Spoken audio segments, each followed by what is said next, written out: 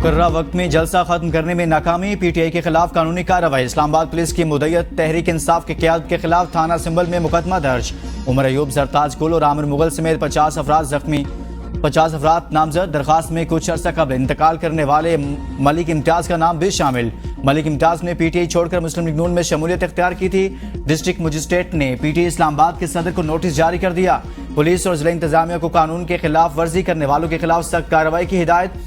IG Islamabad ने कहा, इस्लामाबाद में एहतजाज के हवाले से कानून आ चुका है, पीटीआई के जलसे पर कानून अपना रास्ता लेगा।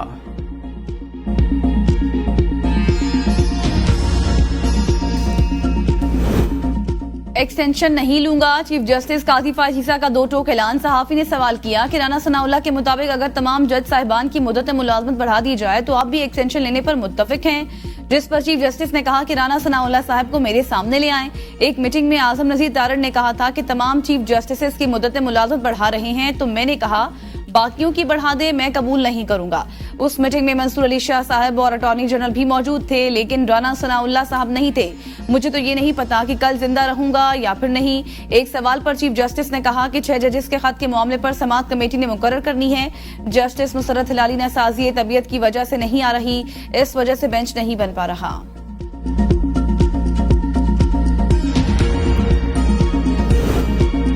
मामलात में शफाफियत आई। पहले बेंच देखकर ही बता दिया जाता था कि केस का फैसला क्या होगा। गालिम गलोच बर्दाश्त नहीं करेंगे। केस पर जितनी तनकीद करनी है करें, जातियात पर न जाएं। चीफ जस्टिस काजी फायज ईसा का फुल कोर्ट रेफरेंस से खिताब। कहा, हर जज का कोई ना कोई रुझान होता है। अभी किसी की किस्मत है कि किसका केस कहां लग गया। इतना तयन हो ही जाता है कि फलां जज के पास केस लगा तो प्रोसिक्यूशन का वजन क्या होगा। ये पूरी दुनिया में होता है। अब मुझे खुद पता नहीं होता कि दाएं बाएं बैठे जजेस क्या फैसला करेंगे। आज कॉज लिस्ट चीफ जस्टिस को नहीं भेजी जाती।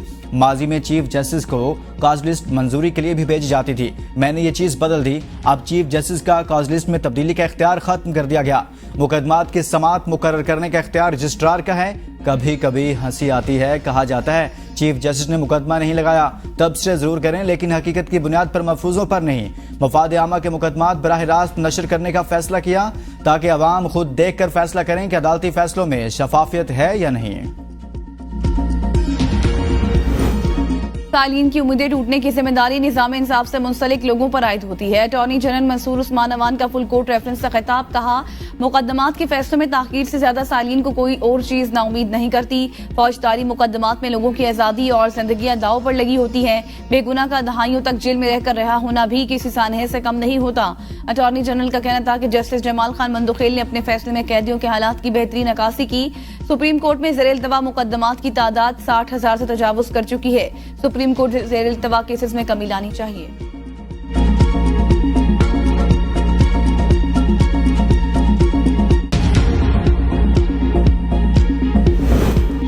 पीटीआई जलसे में सरकारी वसाइल का बेदरेग इस्तेमाल किया गया। अंदर से खोखले इंसान सिर्फ धमकियां ही दे सकते हैं।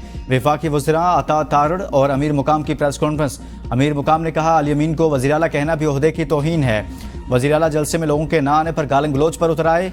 इनकी हरकतों की वजह से खैबर पख्तूनख्वा स्कैंडलिस्तान बन गया। कल के जलसे में गरीब सूबे के वसाइल इस्तेमाल किए गए। करप्शन के पैसे पर खैबर पख्तूनख्वा में पीटीआई वाले आपस में दस्तों गिरेबां हैं। खैबर पख्तूनख्वा के वसाइल करप्शन की नजर हो रहे हैं। जो भारत न कर सका वो पीटीआई ने कर दिखाया।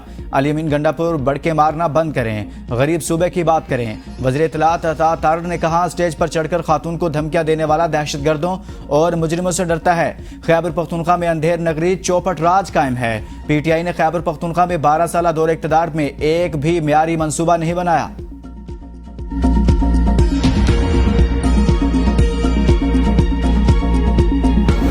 वजीर आला केपी के 15 दिन में बानी पीटीआई को रहा करें, नहीं तो खुद आके रहा करूंगा। क्या पिद्दी और क्या पिद्दी का शोरबा। 15 दिन बाद ये तो हो सकता है कि तुम भी अडियाला हो, ये नहीं हो सकता कि बानी पीटीआई अडियाला से पेशावर हो। अलीमीन गंडापुर का मुस्तकबिल वज़ीर-ए-आला हाउस नहीं, अंडियाला जेल है। बिगड़े लोगों का इलाज सिर्फ डंडा है। तलाल चौधरी का सख्त रद्द-ए-अमल, कहा कानून की खिलाफ वर्जी पर वज़ीर-ए-आला खैबर पख्तूनख्वा का मनसब खतरे में आ गया है। वज़ीर-ए-आला के साथ आए लोगों ने इस्लामाबाद पुलिस पर हमला किया। मास्टरमाइंड जेल में जाएगा, एक नहीं 100 जुल्से करें, एनआरओ मिलेगा न माफी मिलेगी। डंके की चोट पर सबके सामने कानून साजी होगी। अलीमीन गंडापुर सरकारी वसाइल का बेदरीग इस्तेमाल कर रहे हैं। अब आपके सर पर किसी का हाथ नहीं है। इंतशार की सियासत नहीं चलेगी। जलसे में धमकियां और भड़के मारी गई। उनके लीडर को इसराइल रेस्क्यू करने की कोशिश कर रहा है। इसराइली एजेंट पाकिस्तान में हुकूमत नहीं कर सकेगा।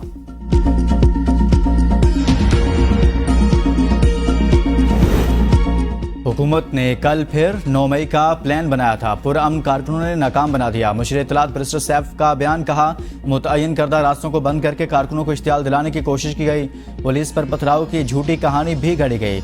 इश्तियाल दिलाने का मकसद पीटीआई रहनुमाओं और कारकुनों पर झूठी FIRs और आइंदा NOC न देने का बहाना बनाना था। पीटीआई रहनुमाओं और कारकुनों ने इंतहाई तहम्मुल का मुजाहरा किया।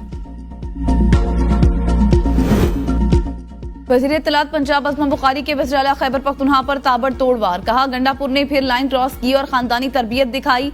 ये स्टेज पर औरतों की तजलील करते हैं। जलसे में आइन और इखलाकियात की धज्जियां उड़ाई गई। उसकी माफी नहीं मिलनी चाहिए। 15 दिन क्या, उनके पास 20 दिन हैं। अपना लीडर रिहा करा कर दिखाएं। नशई आदमी ने पंजाब पर लश्कर कशी और खातून वज़ीर-ए-आला को धमकी दी। पंजाब पुलिस नशइयों का नशा बहुत जल्द उतारेगी। अपनी गैरत पर समझौता नहीं करेंगे।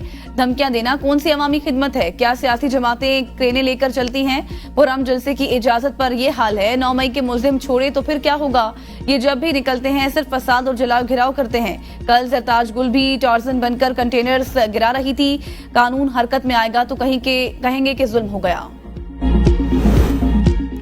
आईनी और सियासी मामलात पर मुशावरत इत्तेहादी जमातों के अरकान आज इस्लामाबाद तलब। अरकान पार्लियामेंट को आइंदा चंद रोज में होने वाली अहम कानून साजी के मुतालिक एतमाद में लिया जाएगा।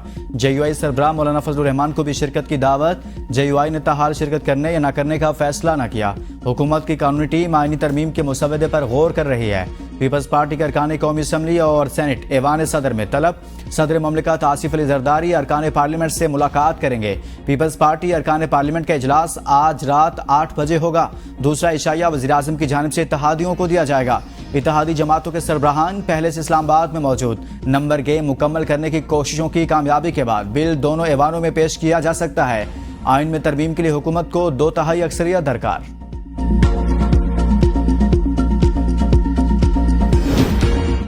हुकूमत खुद को NRO देने के लिए कानून साजी कर रही है। चेयरमैन PTI बैरिस्टर गोहर का जलसे से खिताब, कहा PTI जजेस से मुतल्लिक कानून साजी की मुखालिफत करेगी। बानी PTI बहुत जल्द जेल से बाहर आएंगे। वो लोग जिन्होंने लोगों से ज्यादा कंटेनर्स रख दिए थे, कह रहे थे कि हमने इस्लामाबाद को पिंजरा नहीं बनाना। उन्होंने इस्लामाबाद को पिंजरा बना दिया। फिर भी यहाँ बानी PTI का जुनून बोल रहा है।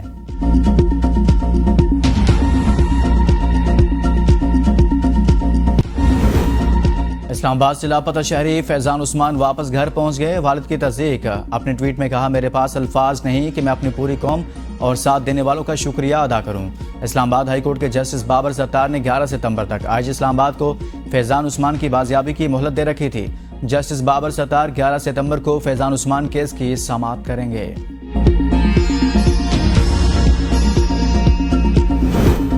फाइनेंसिंग गैप बरकरार, पाकिस्तान एक बार फिर IMF बोर्ड इजलास के कैलेंडर में शामिल ना हो सका। IMF एग्जीक्यूटिव बोर्ड का 18 सितंबर तक इजलासों का कैलेंडर जारी। एग्जीक्यूटिव बोर्ड के नए कैलेंडर में भी पाकिस्तान का मामला शामिल नहीं। पाकिस्तान को कोशिशों के बावजूद बैरूनी फाइनेंसिंग गैप पूरा करने में अभी तक मुश्किलात का सामना। इससे पहले बोर्ड के 9 और 13 सितंबर के इजलासों का कैलेंडर जारी हुआ था।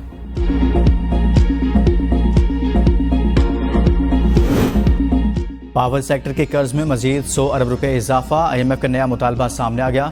गर्दिशी कर्ज में इजाफे का प्लान। IMF के साथ शेयर प्लान के मुताबिक जून 2025 तक बिजली के शोबे का गर्दिशी कर्ज 2500 से 50 अरब रुपए से तजावुज कर जाएगा। पावर सेक्टर का गर्दिशी कर्ज 2400 अरब रुपए से बढ़ चुका है। आलमी मालियाती इदारे का पावर सेक्टर का गर्दिशी कर्ज कंट्रोल न होने सख्त तशवीश का इजहार। IMF को पावर सेक्टर का गर्दिशी कर्जा कंट्रोल करने के लिए टैरिफ एडजस्टमेंट्स में बर वक्त करने की यकीन दहानी।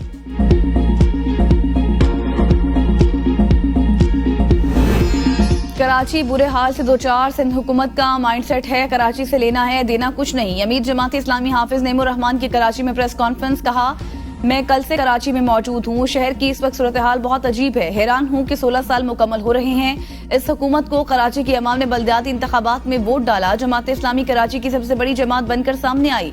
सूबाई हुकूमत ने अपना असर रसूख रखते हुए अपना मेयर बना लिया। जमात इस्लामी हुकूमती मुआहदे के जरिए अवाम को रिलीफ दिलाने के लिए कोशा। हुक्मरान खुद सुधर जाएं, रिलीफ ना दिया तो अवामी इज्तिमा बढ़ेगा। नायब अमीर जमात इस्लामी लियाकत बलोच का बयान, कहा हमने धरना खत्म नहीं मौखर किया।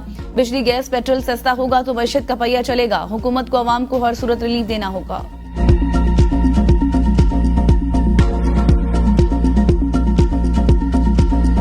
शादियों पे लोगों ने बुलाना बंद कर दिया है, जनाजों पे हम जा रहे हैं क्योंकि जनाजे पे हमें गाली नहीं भी आगे से बढ़ रही है। अगर यही हालात रहे जो चल रहे हैं, मुझे बताएं सियासी मुदाखलत आप किसको कहते हैं? डीसी ऑफिस गुजरांवाला में डिस्ट्रिक्ट कोऑर्डिनेशन कमेटी के इजलास की वीडियो लीक हो गई। नून लीग के रुकन पंजाब असेंबली उमर डार मौजूदा सियासी सूरत हाल पर फट पड़े। कहा किसी की शादी में जाएं तो लोग गालियां देते हैं, हम सिर्फ जनाजा ही पढ़ सकते हैं। अगर यही हालात रहे तो बताएं सियासी मुदाखलत किसे कहा जाता है। हर एमपी को कूड़े वाली गाड़ी, पानी का टैंकर और 5-7 बंदे दे दिए जाएं, हम खुद काम कर लेंगे। बदकिस्मती से हमारे हलकों में काम नहीं हो रहा।